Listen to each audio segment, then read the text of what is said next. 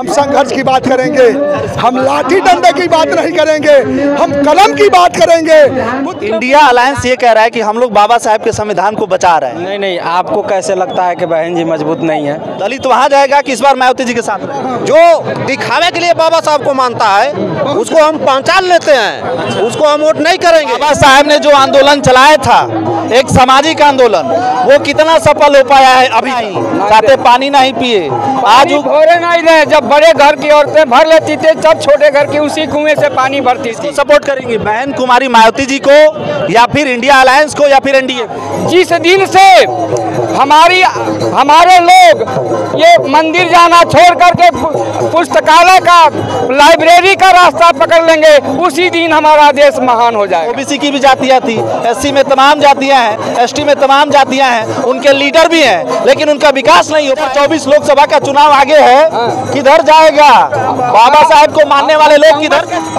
भाई साहब, अभी हम लोग देवरिया के सुभाष चौक पर मौजूद हैं और हमारे पीछे आप देखेंगे तो भीमराव अंबेडकर साहब के दीवाने, उनको मानने वाले लोग, अलग अलग जाति धर्म के लोग यहाँ पे आज इकट्ठे हुए हैं और धूमधाम से बाबा साहब की जयंती को सेलिब्रेट कर रहे हैं, मना रहे हैं और जय भीम के नारे लगातार यहाँ पे लगाए जा रहे हैं। हमारे पीछे आप देखेंगे तो बाबा साहब के नाम से कि यहाँ पे जो है पूरा का पूरा स्टेज बनाया गया है और लोग अंदर बैठे हैं और तमाम तरीके से जो युवा हैं, जो लोग काम किए हैं, उनको सम्मानित किया जा रहा है।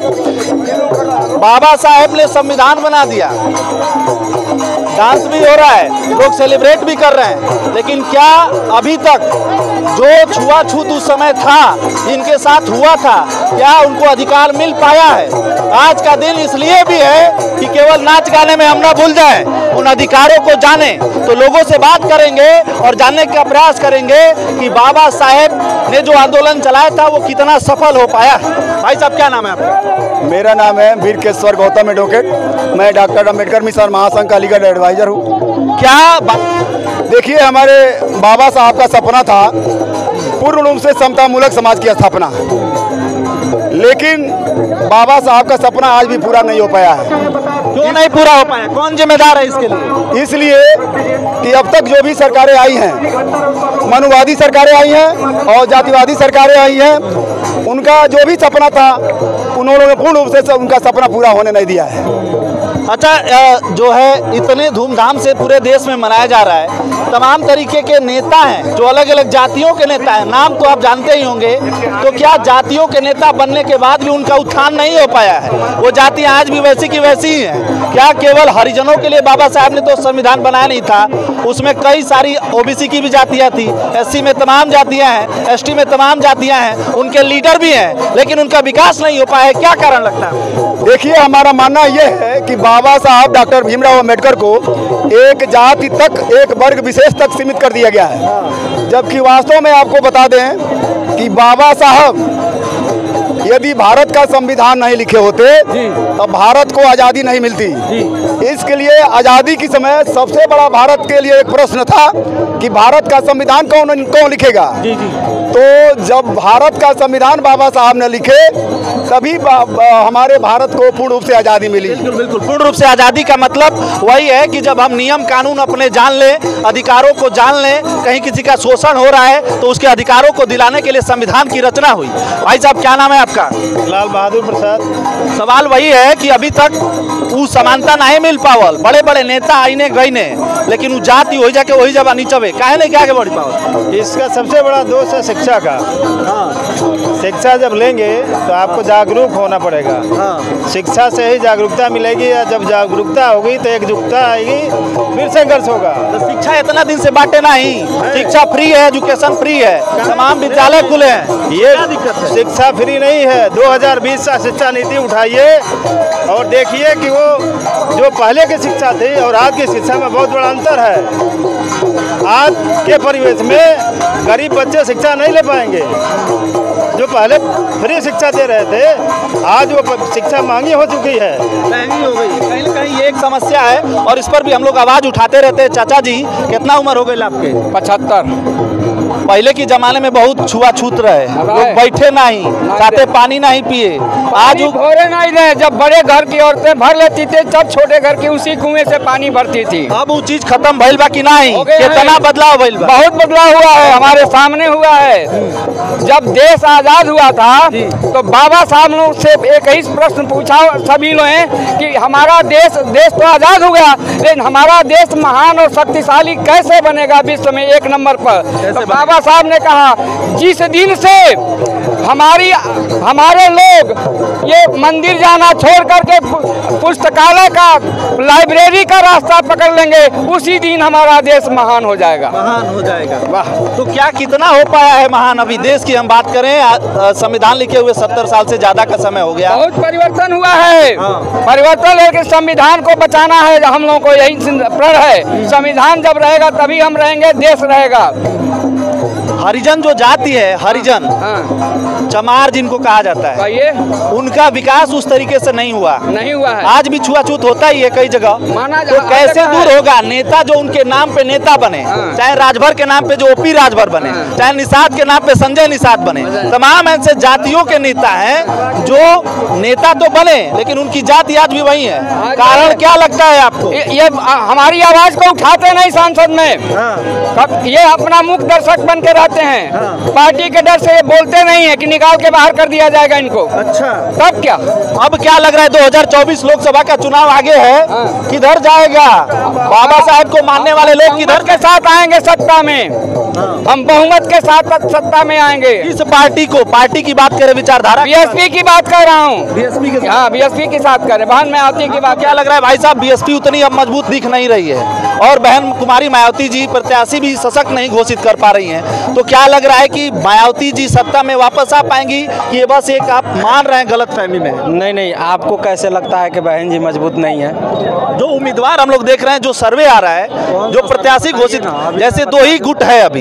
एक है या तो आप रहिए एनडीए के साथ या तो आप रहिए इंडिया के साथ। तो मीडिया बता रही है ना कि दो गुट है, लेकिन जनता तो मान रही है ना अपने नेता को। अच्छा, मीडिया बता रही है कि हमारे दो गुट हैं, या तो एनडीए के साथ रहिए, इंडिया के साथ रहिए, लेकिन तीसरा मोर्चा अभी तक किसी ने बताया नहीं। जो जनता बना रही है अपने नेता को, और वो बहन जी हैं। बहन जी हैं, तो भाई साहब बहन जी अकेले लड़ पाएंगी कि किसी को साथ लेंगी? तो अकेले अपने उतना उनका ताकत है कि अकेले ही अपने काफ़ी सबसे हैं, क्यों किसी को मिलने जाए, किसी को लेने जाए। अच्छा, हाँ, अकेले ही अपना उतना उनका ताकत है उनका है। इस बार लोकसभा चुनाव जीत जाएंगी। क्या नाम है आपका? कमलेश कुमार गौतम। ये बताइए गौतम जी, ये बात में सच्चाई है? जी सच्चाई। पीडीए एक नारा दिया है अखिलेश जी ने, पिछड़ा दलित अल्पसंख्यक, तो अल्पसंख्यक पिछड़ा वहाँ जाएगा, दलित वहाँ जाएगा कि इस बार मायावती जी के साथ रहे? मायावती जी के साथ रहेगा। और सबसे पहले हाथ जोड़कर रिक्वेस्ट है आपके मीडिया, आपके माइक के थ्रू मीडिया महोदय जी से रिक्वेस्ट है हाथ जोड़कर कि जो भी हम लोग स्पीच देते हैं, शायद ये स्पीच हमारा कहीं ना कहीं दबा दिया जाता है। इसको दबाया ना जाए, इसको आगे बढ़ाया जाए। ये हाथ जोड़कर आपसे रिक्वेस्ट है। और जो अभी भी हमारे SC ST OBC माइनॉरिटी समाज के जो लोग हैं, शेड्यूल ट्राइब कास्ट के लोग हैं, आज भी इनको दबाया जा रहा है, आज भी इनका शोषण किया जा रहा है, इनका दमन किया जा रहा है, कहीं ना कहीं इनको दबाया जा रहा है, इनको मारा जा रहा है, कुचला जा रहा है, पीटा जा रहा है। आज हम बहुत खुश हैं, मैं बहुत खुश हूँ, मैं बहुत गर्व से और बहुत तमन्ना से, बहुत खुशी से ये महसूस कर रहा हूँ कि बाबा साहब BR अम्बेडकर जी के 133वें जयंती के शुभ अवसर पर हम लोग एकत्रित हुए हैं और ज़्यादा से ज़्यादा जनसंख्या में एकत्रित हुए हैं। इस बात का मुझे बहुत ज़्यादा गर्व है, ज़्यादा से ज़्यादा गर्व है। मैं इस चीज़ को जनता तक पहुँचाना चाहूँगा। लोगों क्या देना चाहेंगे? संदेश यही है मेरा, युवाओं को यही संदेश है कि जो अभी मोदी सरकार जो कर रही है, प्रेजेंट टाइम में कर रही है, मोदी सरकार बहुत ज़्यादा दुष्कर्म कर रही है, हमारे युवाओं भाई को शोषण कर रही है। सबको साथ लेके चल रहे हैं, सबका विकास कर रहे हैं। वो आपकी बात सही है, कर रही है, बट कर रही है, जो कर रही है वो कर नहीं रही है। हमारे युवाओं का शोषण हो रहा है। हमारे युवाओं भाइयों को 5 साल के बीच में कोई किसी प्रकार का ना नौकरी मिला, ना कोई इतनी मिला सुविधा मिला, स्कूल से आरक्षण छीन लिया जा रहा है, नौकरी का वैकेंसी नहीं निकाला जा रहा है, नौकरी से निकाला जा रहा है, हर जगह से स्कूल से निकाला जा रहा है, जगह जगह से छीना जा रहा है। और नौकरी के लिए अगर हमारे युवा भाई अगर धरना प्रदर्शन दे रहे हैं तो उनके ऊपर लाठी बरसाया जा रहा है, लाठी बरसाया जा रहा है, मारा जा रहा है, पीटा जा रहा है। यहाँ इधर थोड़ा सा ये माताएं जो है कह रही हैं, क्या नाम है माता जी आपका? थोड़ा सा आप लोग इधर आ जाइए। मेरा नाम मातृशक्ति का भी सामने आना जरूरी है। उषा पौध। क्या लग रहा है कि कुछ बदलाव हुआ है? बाबा साहब ने जब संविधान लिखा, जिस काम के लिए लिखा, उसके लक्ष्य को कितना प्राप्त कर पाया है देश? जी बाबा साहब के संविधान के अनुसार तो सरकार ने उसको बहुत तोड़ने मरोड़ने का काम कर रही है, लेकिन हम लोग भी लगे हुए हैं कि बाबा साहब का संविधान हमारा बचा रहे और हम लोग सुरक्षित रहें। इंडिया अलायंस ये कह रहा है कि हम लोग बाबा साहब के संविधान को बचा रहे हैं, इसमें कितनी सच्चाई है? मायावती जी के साथ जाएंगे कि वहाँ? जी देखिए, हमारी ताकत तो बहन जी ही हैं, हम उनके अलावा और कहीं नहीं जाएंगे। और कहीं नहीं जाएंगे। क्या लग रहा है, कहाँ जाएंगे इस बार? देखिए, संविधान बचाना सबसे बड़ा मुख्य काम है इस समय। संविधान को हम बचाएंगे तभी इस देश के निवासी जो है बच पाएंगे। संविधान सर्वोपरि है, तो जो संविधान के साथ रहेगा उसी साथ जनता रहेगी। तो किसको सपोर्ट करेंगी, बहन कुमारी मायावती जी को या फिर इंडिया अलायंस को या फिर एनडीए को?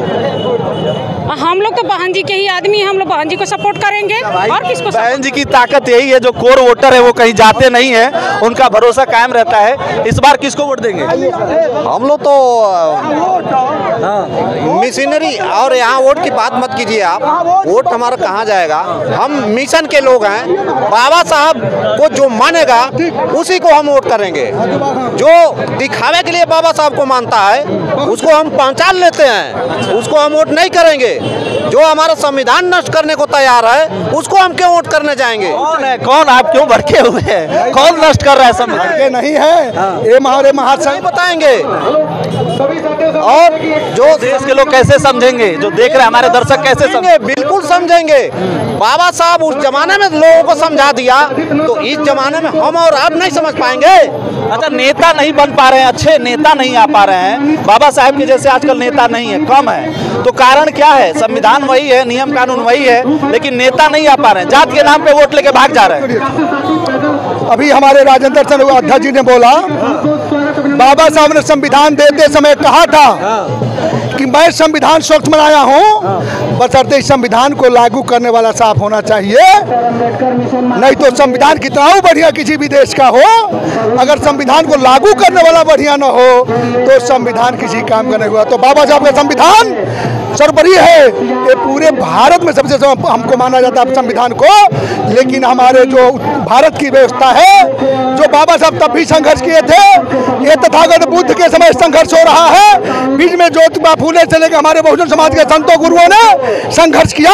आज बाबा साहब के अनुयायी पूरे भारत से ले विदेशों में भी बाबा साहब की व्यवस्था की लड़ाई लड़ रहे हैं, बाबा साहब की संविधान की बात कर रहे हैं, बाबा साहब की समता स्वतंत्रता बंधुता की बात की लड़ाई लड़ रहे हैं, बाबा साहब की दिए हुए अधिकार की लड़ाई रहे हैं, बाबा साहब के दिए हुए संविधान को छेड़छाड़ करने वालों के विरोध की लड़ाई लड़ रहे हैं। ये बाबा साहब के संगठनों का काम है। बाबा साहब ने कहा कि हमारी पार्टी नेता बने या न बने, संघ हो चले ना चले, लेकिन संगठन के मिशन का काम बंद नहीं होना चाहिए। तो आज बाबा साहब का मिशन के आज लोग आज सुभाष चौक पर 133वीं जयंती बाबा साहब का बड़े धूमधाम से देवरिया मनाया जा रहा है। आज जो कि हम भारत सरकार को देख रहे हैं कि आज हमारे लोगों को किस तरह हर एंगल पर दबाने की बात की जा रही है, लेकिन हम बाबा साहब डॉक्टर अम्बेडकर के अनुयायी हैं, हम तथागत बुद्ध के अनुयायी हैं, हम दबेंगे नहीं।